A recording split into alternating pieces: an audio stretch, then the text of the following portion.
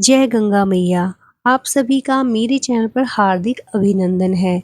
हमारे हिंदू धर्म में प्रत्येक दिन त्योहार होता है और उन्हीं त्योहारों में से एक त्योहार है गंगा सप्तमी।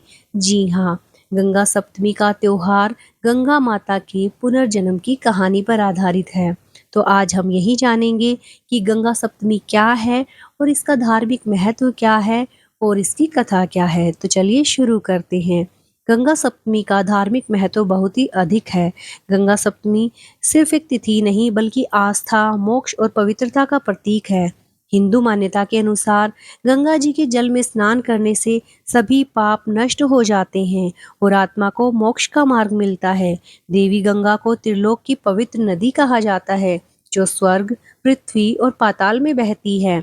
इस दिन किए गए स्नान, ध्यान और मंत्र से जन्मों के पापों से मुक्ति मिलती है। यह दिन विशेष रूप से मृत आत्माओं की शांति के लिए बहुत शुभ माना जाता है।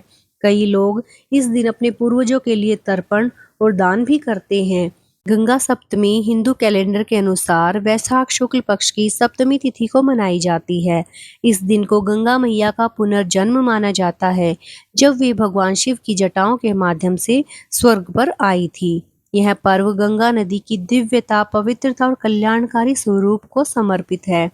हमारे ग्रंथों के अनुसार राजा भागीरथ की कठोर तपस्या से प्रसन्न होकर मां गंगा धरती पर अवतरित हुई थी, ताकि उनके पूर्वजों को मोक्ष मिल सके।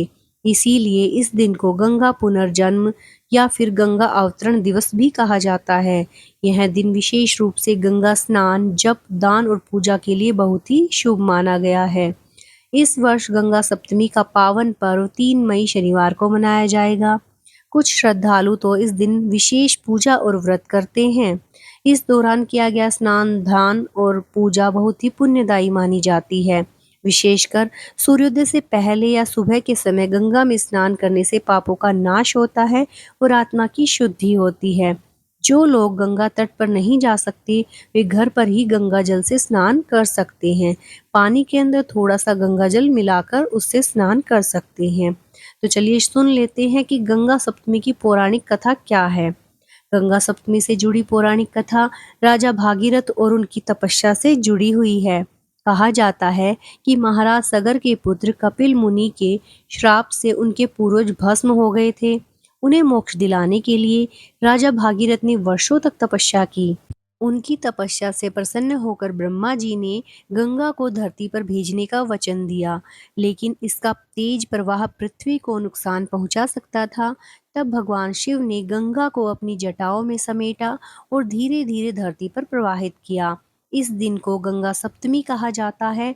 इसी दिन को गंगा जी के पुनर्जन्म के रूप में मनाया जाता है और इसे बहुत ही पवित्र और शुभ माना जाता है। गंगा सप्तमी के दिन सुबह ब्रह्म मुहूर्त में उठकर स्नान करना चाहिए। विशेष रूप से गंगा में स्नान करना श्रेष्ठ रहता है।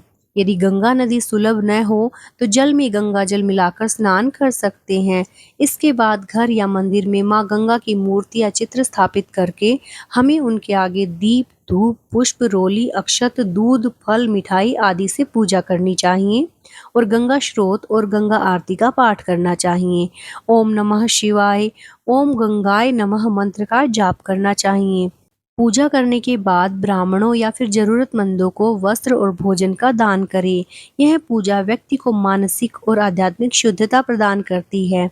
गंगा सप्तमी के दिन हमें क्या करना चाहिए और क्या नहीं करना चाहिए, चलिए जान लेते हैं इसके बारे में। गंगा सप्तमी के दिन विशेष रूप से कुछ धार्मिक कार्य करने से अपार पुण्य की प्राप्ति होती है।